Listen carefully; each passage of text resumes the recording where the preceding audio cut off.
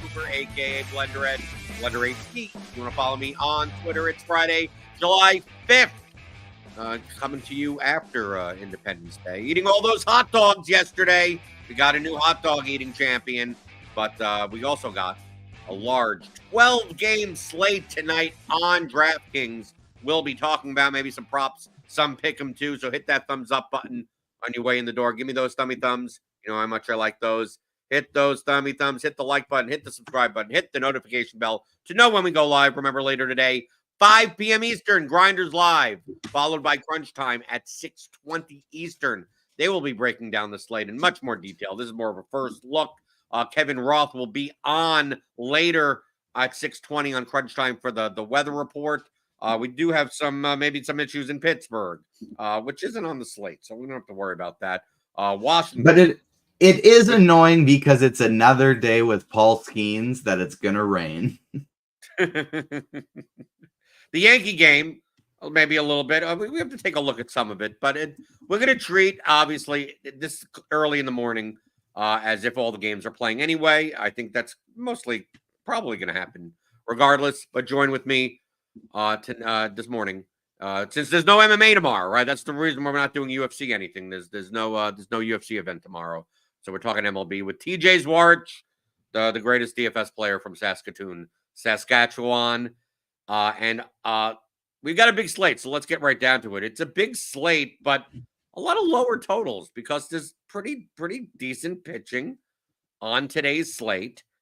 And it's headlined by the most expensive pitcher on the slate, 10.8K Tyler Glasnow against Milwaukee. Is Glasnow a must, or can you get away with not playing him? I think you can get away with not playing him. I think you can basically get away with not playing any expensive pitcher on in DFS these days. And so it'll be interesting to see how ownership shakes out as the day goes on. But I do think you can get away with not playing Tyler Glasnow tonight. He may be the highest owned pitcher, but I'm not sure if any pitcher on the slate is going to be more than 30% owned anyway. We have a lot to choose from. I know I normally put the pitchers into buckets. You could say there are a lot of A/B bucket pitchers on the slate, and they all occupy around the same price range. So, like, Tyler Glasnow is 10.8, which is considerably more expensive than some of these pitchers. We got from anywhere from 8K to 9,500. We got Kevin Gausman, 8,300 against Seattle. Cole Reagans, 8,200 against Colorado, in Colorado. So that's a little bit nick on him. Nestor Cortez, 8,500 against Boston. Luis Castillo, 8,700 against Toronto. Pablo Lopez, 9,400 against Houston. You could even consider Aaron Nola, 8,800 against Atlanta. Tanner Bybee, 9,200 against San Francisco. Max Fried, 9,100 against Philadelphia. Some of these are a little bit better matchups than others, but I mean, all the pitchers that I just mentioned, like the difference in their projection in the bat is the range between all of those pitchers is 2 mean points. And Glasnow is not much higher than them anyway at like 2021. So I would say that any out of all the pitchers that I listed right there, I think they're all viable. I don't think there's if I was playing 150 entries, I don't think I would X out any of them. But there may be some that we like a little bit more than others. So TJ, did I mention all the? I mean, is there anyone else that should be included in there? Because I don't think I'm going to play Tanner Houck at 9,600 against the Yankees on this slate. And like everyone else, we'll talk about some cheap nonsense. But I think everyone else is accounted for. Yeah, for the most part, I think everyone is pretty accounted for. It's like it's going to be interesting with just so many big name pitchers. Most of them are in tough matchups, though. I think among that group, like even though it's Coors Field, Cole Reagans still stands out for me, even though the ownership's probably going to be pretty high at that price tag. I think Gausman definitely stands out for me at a cheap price tag, even though he hasn't been himself this year, just because he's facing Seattle. and that's a really high strikeout lineup.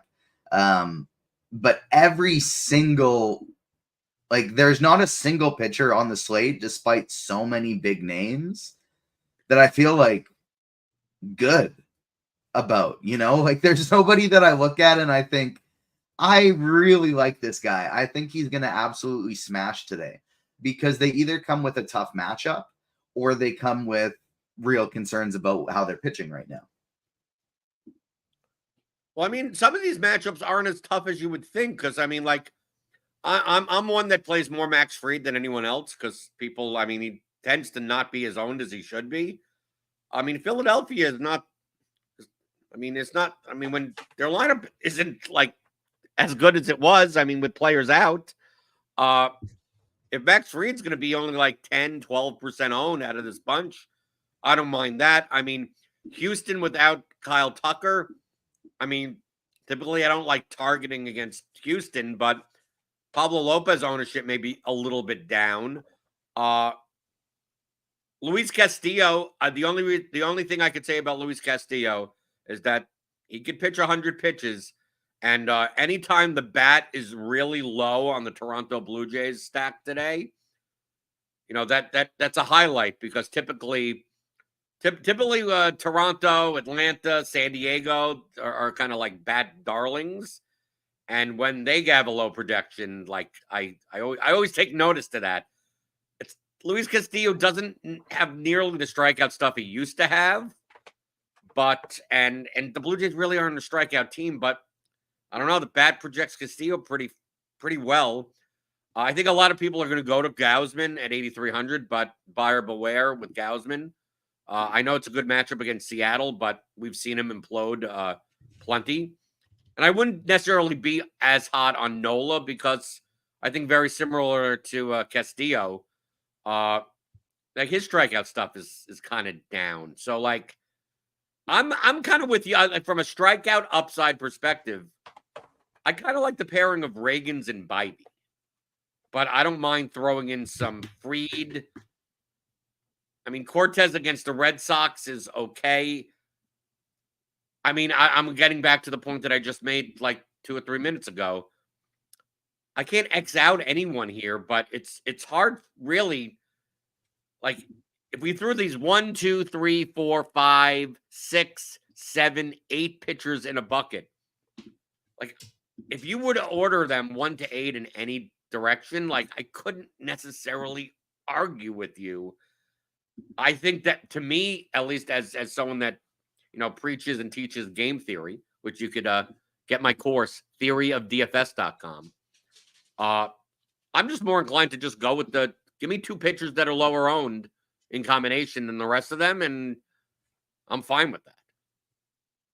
Yeah, I don't disagree with you at all on this slate. I think Bibee and Fried are the 2 that kind of stand out to me, and maybe Cortez too, as guys that I do like for the upside in the slate. But at the same time, like, we're at the early ownership, it's pretty spread out. But I kind of want to see, like, if everybody's really going to be between 15 to 25% owned today, then I don't really care which is which. I'll just pick whichever ones fit my lineup, Like, if the difference is going to be 6% between the highest owned and the 5th highest owned of my groupings, then I don't really care all that much. But looking at it right now, other than a little bit of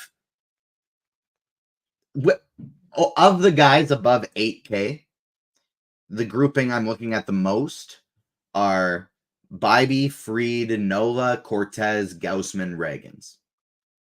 Okay, so basically you just mentioned like just 6 of the 8 pitchers.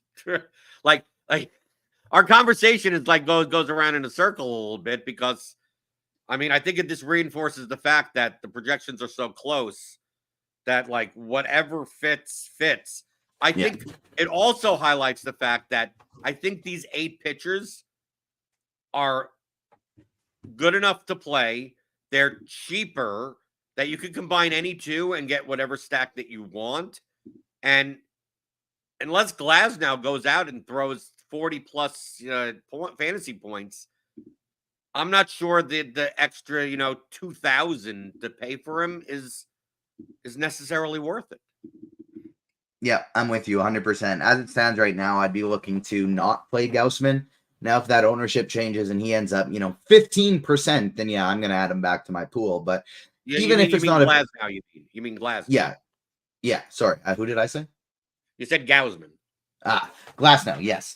If his ownership drops, then maybe I'll consider adding him to the pool. And 30% is not so high that I'm necessarily worried about it. But I don't want to pay 10.8K regardless. And so if he's going to be the highest or second highest owned pitcher and he's that expensive, then that's enough for me to fade.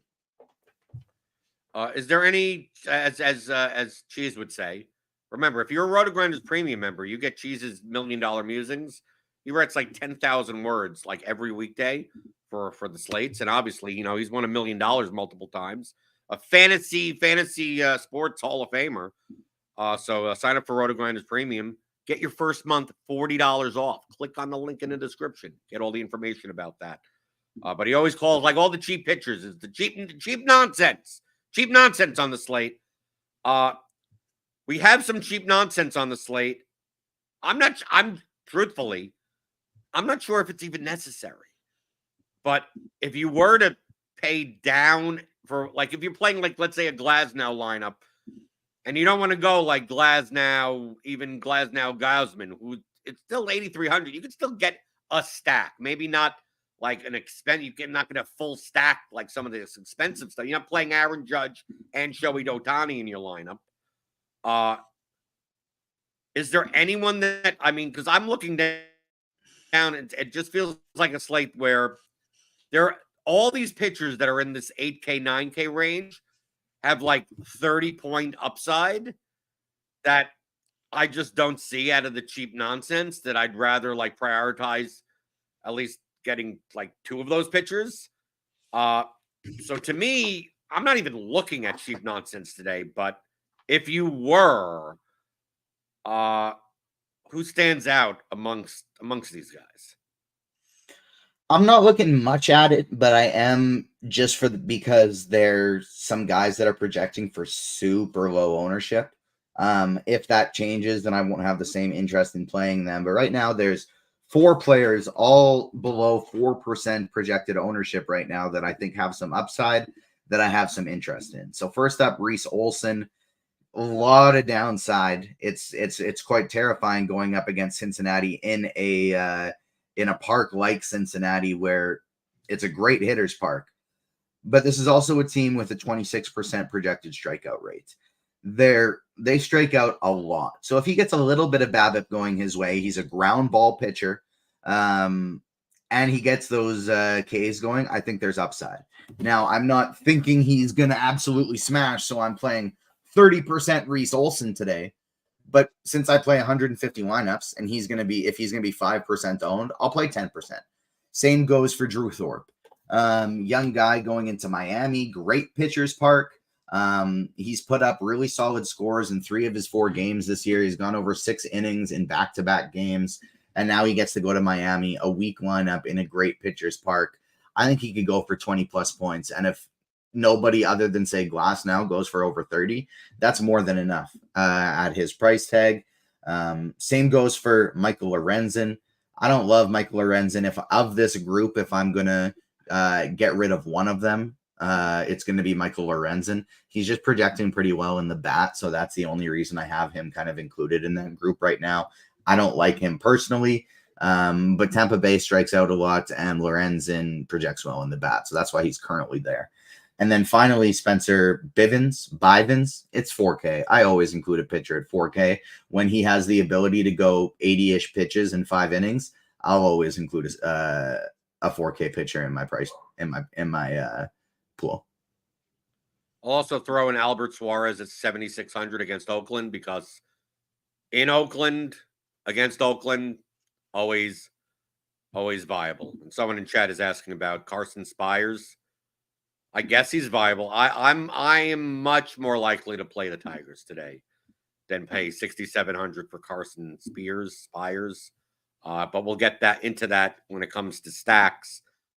So let's talk about it. Because it's a big slate. He's viable in like the 150 max scenario for tournaments that I was talking about earlier, just because He's looked pretty good so far. There is some strikeout upside, and it's a strikeout heavy team. He's very similar to Reese Olson today in that same game.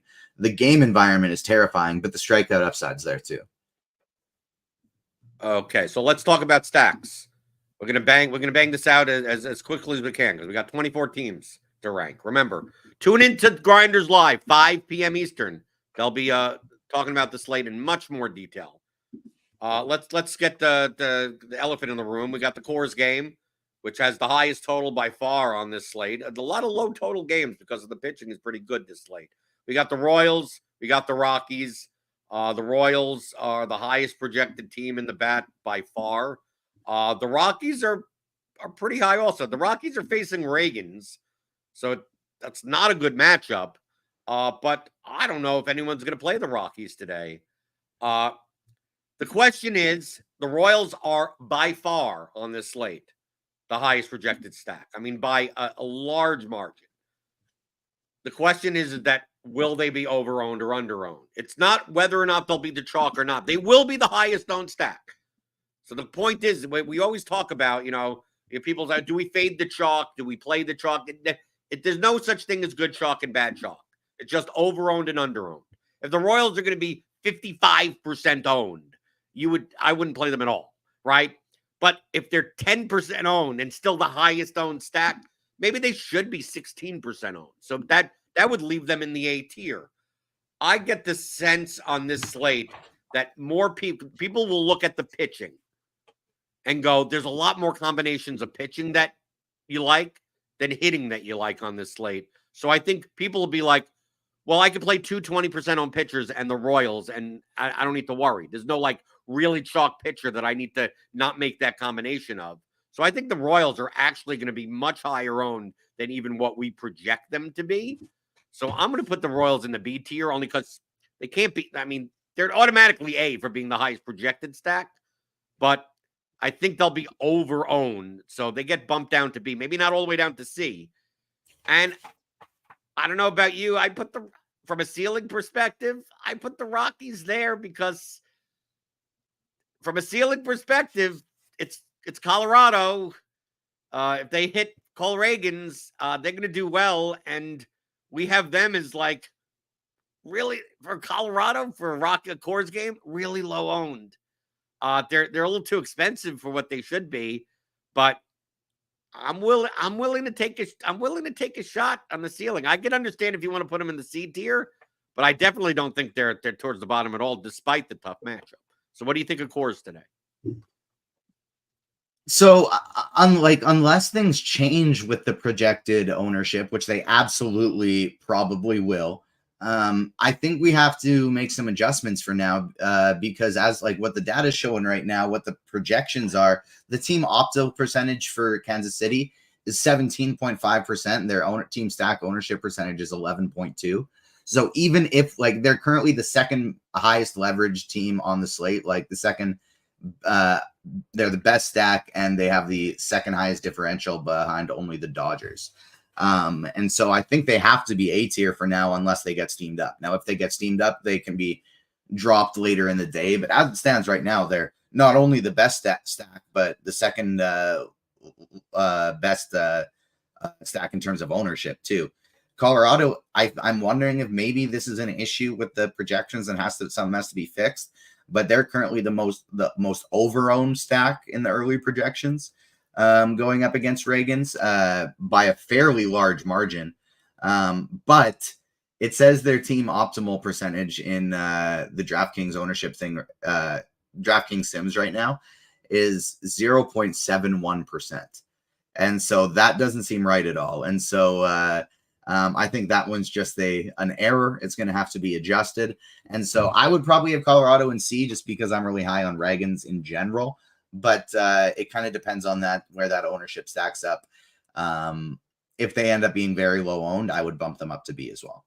Right. I mean, I'm not going by the numbers that we currently show. I'm going by what I think human beings do. They'll be later in the day. I look at that 11 and I think it'll be close.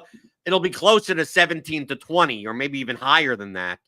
And I think the Rockies end up at 2 or less. So I'm judging it based on Like when you start putting things together, like if this was a slate where there was like slam dunk pitching, like two obvious pitching options that were going to be 40+% owned, that means that more people will be like, well, if I could play the two best pitchers and then I could find a way to differentiate on a 12-game slate. I think people are going to do it the opposite way, going, I'm just going to play the Royals and mix around like 9 different pitchers because that it seems warranted that you're not really getting much leverage at pitcher, but you could get the highest ceiling stack of the slate is just so obvious.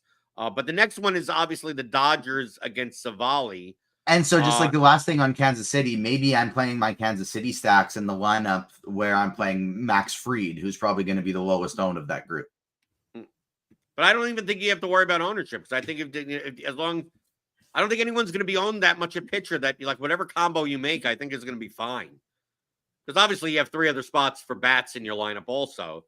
But I mean, there's going to be no like 30+% on pitcher this slate. So I think that means more people are going to be playing the Royals. But how about the Dodgers? Would you put the Dodgers on the B tier, or do you think the Dodgers are going to be significantly lower owned that maybe we should put them on the A tier? Yeah, I think they are the second team that belongs in the A tier today. I think those are probably the only two, unless we get late. I haven't fully, like from a raw points perspective, I think those are the only two today. Their total has dropped significantly since it dropped. Their implied total has dropped significantly since it came out this morning. So I'm not sure what that is exactly about. It's Shohei Ohtani's birthday. Maybe that's the reason why. Maybe he's not going to play today, something like that. Then that'd be interesting. But I think they're in the A tier for now. They're projecting for very low owned right now. Ohtani and Chris Taylor projecting as the only ones in double-digit ownership. That seems wrong. He's switching it to the bad ownership projections, and it's only Ohtani. I think they should probably still be in the A tier against Savali. He has really struggled this year, especially lately. So I'm all aboard the Dodgers train. Like their lineup falls off a cliff aggressively in the back half, but you pick two of Pajes, Rojas, and Lux, and you can still make it happen. Okay, let's look at the next grouping of teams, projection-wise. We got the Diamondbacks against Vasquez, the Reds against Olsen, and the Guardians against Bivens. And I know that you mentioned Olsen and Bivens as pitching options as well. That doesn't mean you can't play them in one lineup and the team in the other lineup. These may be higher variant situations. But all these stacks are about the same price. Maybe the Reds are a little bit cheaper as a stack. So where would you put the Diamondbacks, the Reds, and the Guardians today? All 3 of them in the B to C. I think a lot of it depends on how the ownership comes out later in the day. Right now, it looks as though Cincinnati may be going a little bit over-owned. Arizona may be going a little bit over-owned, and Cleveland too. But again, I kind of think these optimal percentages are going to have to adjust a little bit throughout the day, and they're not exactly right. And so I would probably have Cincinnati and Arizona in. I probably have them all in B. Well, I think in general, because of the Royals ownership, I mean, a lot of these teams may be a little bit less owned, right, than the numbers would say right now. I think the Reds may be the lowest out of the bunch because I think out of the cheap nonsense, maybe people will play Reese Olson. But boy, when Reese Olson is not good, he is not good. And that's why I look at the Reds and go, I'm down for some Reds today. Yeah. Especially if I'm not playing cheap nonsense at pitching. It's not like Bivens and Vasquez are any different. It's just that Reds are a bit cheaper, and I think they'll be lower owned. The Guardians may get a little bit more ownership than they should, but I mean, we could debate whether or not they're B or C, but I'm fine leaving them in the B tier. The next grouping of teams, we got we've got two kind of together, and it's kind of weird that these two teams project about the same. And they couldn't be further apart from a talent perspective, I guess. One is the Yankees against Tanner Houck, and the other is the Tigers against Carson Spears. The Tigers are one of the cheapest stacks on the slate and they project in the top third. I don't know about you, but I mean, I'm willing to go all the way up to the A tier for the Tigers, but I'm not sure if that may be a stretch. But I'm going to put the Tigers on the B tier, and you'll have to share what you think about the Yankees. Tigers in the B tier, I would agree with you 100%. Yankees, I would go C tier because I like them as a mini stack more than a full stack. The fact that we can get Aaron Judge today at probably single-digit ownership, I want to play as much Aaron Judge as I possibly can. Houck has kind of come down to earth a little bit recently. He was lights out to begin the season, and now he's still been very good, but not quite at the same level that he had been earlier on. Single-digit Yankees, maybe even B tier. I don't like it because it's Houck. I don't think he's going to get blown up, but I do think Judge Soto and Torres, or Judge Soto Verdugo, or throw in a Wells or a Rice as part of your mini stack. I like him a lot as a 3-man today. Okay, next grouping of teams, we're getting into like the middle range of projections. We got the Rangers against Shane Baz. We got the Orioles against Hogan Harris. We got the Tampa Bay Rays against Michael Lorenzen. Where are we putting the Rangers, the Orioles, and the Rays? The Rangers and the Rays, I think I would probably have in the, let's go Rangers D and Rays C. Rays I would have lower if it weren't just for the fact that they are so cheap and easy to stack. Probably more of a mini stack for me than a full stack, something like a Brandon Lau, Isaac Paredes, and you throw in one more. I don't really want to be playing Taylor Walls and Ben Rortvedt at all, so it's probably more of a mini, like Richie Palacios. I don't need to get there. So probably more of a mini stack for me. Texas, don't really want to get there against Baz. Baz is a fairly good pitcher. He's pitching his first game of the season today. And so he was somebody who was quite strong last year. I don't really want to be getting to him. And then Texas just hasn't really been playing very well lately. And so maybe a mini stack of Seager, Langford, and Lowe, something like that, but not very high on my list. Baltimore, even though it's a terrible ballpark, I'm bumping it up to a B tier team. Unless they get too highly owned, then I would drop them to C.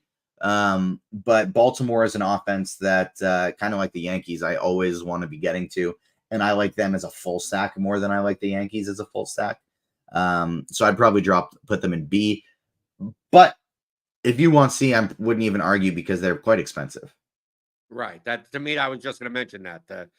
The cost of the stack, like I almost feel the other way, that the Orioles are much better as one-offs and 2-mans and 3-mans, right? Especially at Oakland. You know, you get the 1 or 2 guys that do well, but maybe not the full stack that goes off. But let's take a look at the next grouping. You got the Padres against Ciccone. We got the Twins against Dubin, and the Braves against Nola. These stacks are about the same price. Padres are a little expensive. They'll all be around the same. Like, I don't think, we're getting to the point where most stuff, the ownership is not going to even matter that much. Most of the teams from here on forward are not really going to be that owned. So where are we putting the Padres, the Twins, and the Braves today? Padres probably in the C tier again here for me. I like them as a mini stack. I don't like them as a full stack. Ciccone is a great guy to target some home runs on. He has actually been reverse splitsy on the year, though, and most of the best power hitters for San Diego against right-handed pitching are from the left side. I want to play Cronenworth. I want to play Merrill. I'll still play them, but it does downgrade that a little bit for me. Twins, I would probably have them in C just because they're tough to full stack the way their positional stuff falls out. I like them as a mini stack today. I love how low owned they're coming in against Dubin. Is that even a real person? And so I like the Twins today, but they are tough to full stack. This is a guy who's getting really good at getting ground balls so far. So I probably want to target the fly ball pitchers, which is, to be fair, most of them. but Kepler, Castro, Santana, Miranda, they are a tough team to full stack, but I don't mind. I really like the mini stack. And then who was the last team? Sorry, The Braves against Aaron Nola. What's Aaron Nola's projected ownership right now? Not that really matters.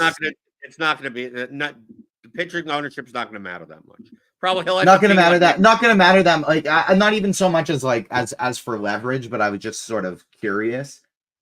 I think they're in the D tier for me. Like, I like the lefties, and that's about it. I like Olsen and Kelenic as a mini stack, and that's about it. Okay, let's talk. Now we're at the bottom of the projections. Like, not many teams. There's like a 3-point gap between most of this entire range. Let's talk about the cheap teams first. We got the White Sox against Brian Hoeing.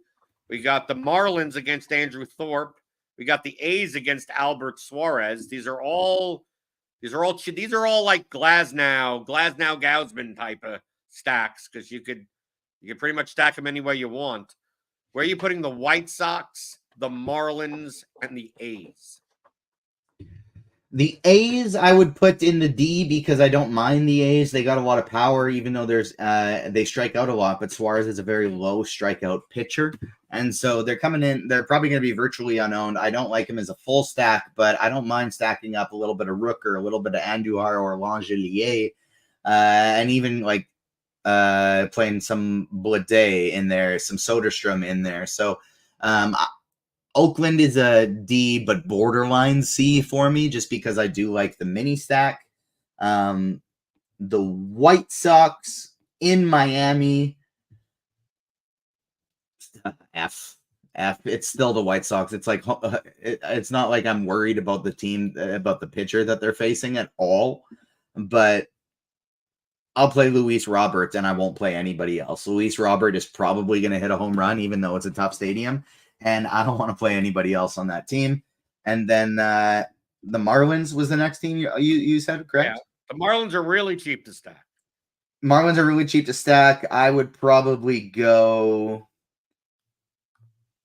C or D, but probably D.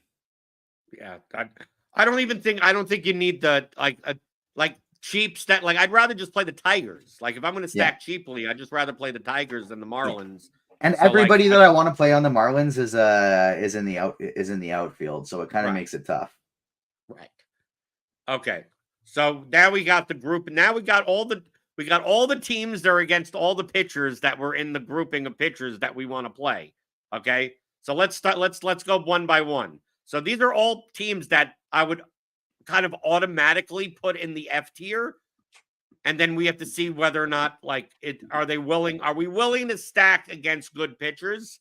And then we start bumping them up, because it's a 12-game slate and none of these pitchers are going to be owned enough that I think that it's just like automatic auto leverage types of situations where they just get bumped up automatically to the D tier. Remember, it's a 12-game slate.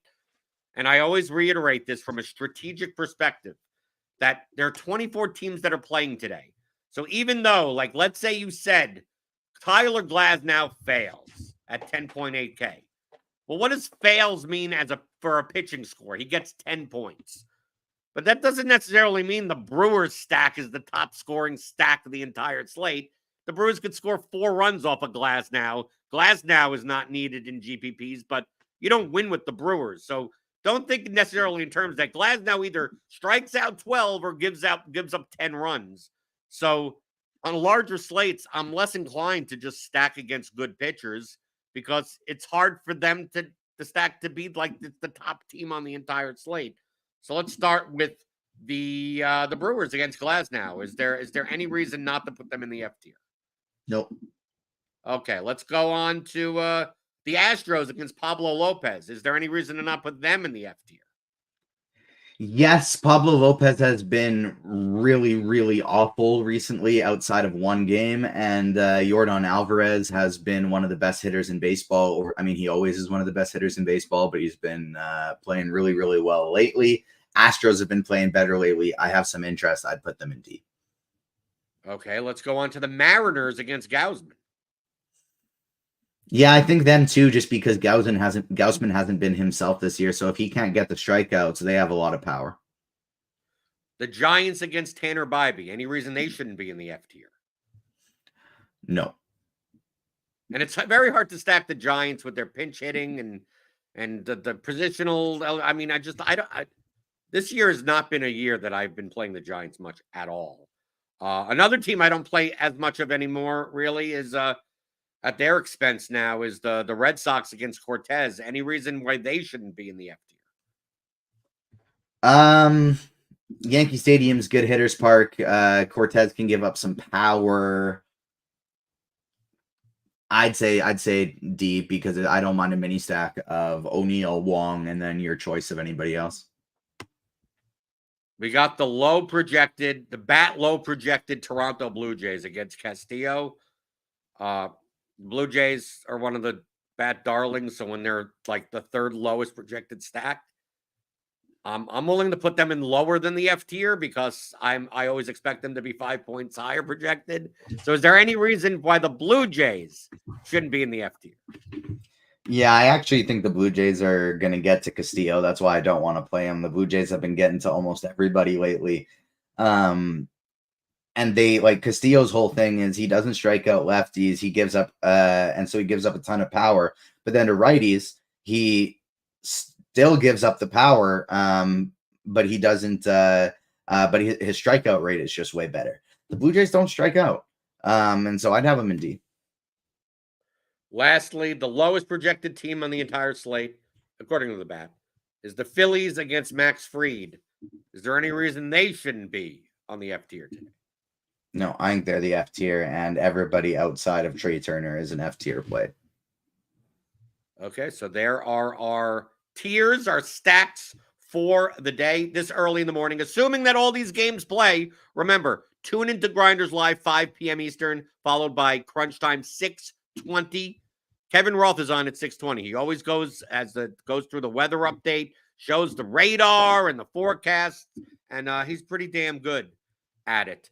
So let's before we get out of here, it is Freebie Friday here at RotoGrinders, and we are giving away free access to our Pick'em tool today. So if you're playing on Prize Picks, if you're playing on Underdog, you're playing on DraftKings Pick 6, Sleeper, on any of those types of sites, use our projections, right? We have statistical projections for like every sport that you could use for games like that. Obviously, if you're a premium member, you already get this, but Freebie Friday, we got the Pick'em tool, and you'll see, like, I'll load this up. That if I was going on to Prize Picks right now, I'd look at, we got Albert Suarez, more than 16.5 outs. Randy Vasquez, less than 3.5 strikeouts. Those Benson, may or may not be featured in my MLB Prize Picks article that's dropping any minute. It's done. It just hasn't got through editorial yet, so any minute. So did I ruin it? Did I ruin the fact that your article showing the best Prize Picks plays, typically they're kind of aligned with the statistical projections we have here at RotoGrinders? Yeah, that's no surprise there. And so those, I don't solely go off of this. I mix my own favorites in there as well. But Suarez and Vasquez were ones I couldn't refuse today. They're both in there. Right, and I don't mind showing this on the screen since we are giving it away for Freebie Friday. Everyone gets access, so you can go to the Pick'em to go to the MLB menu on the RotoGrinders website. Click on the Pick'em tool. You'll get it. Not just MLB. I mean, like, obviously we got WNBA today, right? That doesn't look like there's much on the board currently for WNBA. We got NHL, PGA, UFL, cricket. We got cricket, right? But mostly it's going to be MLB. Underdog, we got, Kyle Freeland, less than 3.5 strikeouts on Underdog. We got Patrick Corbin, less than 16.5 outs. That's another on Underdog. So you can just use this. And always check the timestamp, when things get updated, because our projections will update on a loop. I mean, essentially, as it says, typically updates every 10 minutes from 8 a.m. to 10 p.m. as our projections change. And as the numbers change on Prize Picks and Underdog and Sleeper and all those sites. So get them early, get them quick. If you're playing Prize Picks, Underdog, all those pick'em sites, DraftKings Pick 6, use our pick'em tool. Use it as a preview today on Freebie Friday. And if you like it, that we also have a props and pick 'em package. So if you don't want to be just a like premium member and get everything, right, and pay the premium for that, we have a little, you get a little nibble. You get our props and your props tool, our pick 'em tool, and all of our like scores and odds picks and everything that we post on the site, as far as like sides and totals and everything like that. All of our expert selections. You could do that for even lower cost. So click on the link in the description. You'll get all the info on that. But TJ, you're working this weekend, right? You're gonna be on Crunch Time tomorrow, right? Yeah, I'll be on Crunch Time tomorrow. I'll be on Crunch Time Sunday, and then I also am actually producing all day today as well. So I'll be behind the scenes, popping in, saying hello for Grinders Live and Crunch Time today as well. Right. No Spidey bombs and no free for Spidey bombs as of now, or we got to wait till later. People don't like the like button here. People are not giving me the thumbs. Right. In the morning, Spidey usually doesn't fill me in until later in the day, and so we're gonna have to probably get them to cameo on Grinders Live and Crunch Time today. Okay, so no Spidey bombs in the morning. Got to tune in later today for that. You'll see the thumbnail on YouTube. As it stands, though, Bobby Witt is plus 390 to hit a home run on DraftKings. That feels pretty good. Okay, that we don't know if that's Spidey approved, but it sounds like maybe he's going to make an appearance later today for that. So TJ, thanks for coming on, filling in on a non-MMA day. Obviously, next Friday we'll be talking more about MMA. And it'll be MLB for the most part for the next 2 months until NFL season kicks off. And then obviously everyone loves talking about football. So tune back in because I'm always here Monday through Friday, 11 o'clock Eastern, talking about all things you're thinking about in daily fantasy, props and pick 'em on RotoGrinders Today.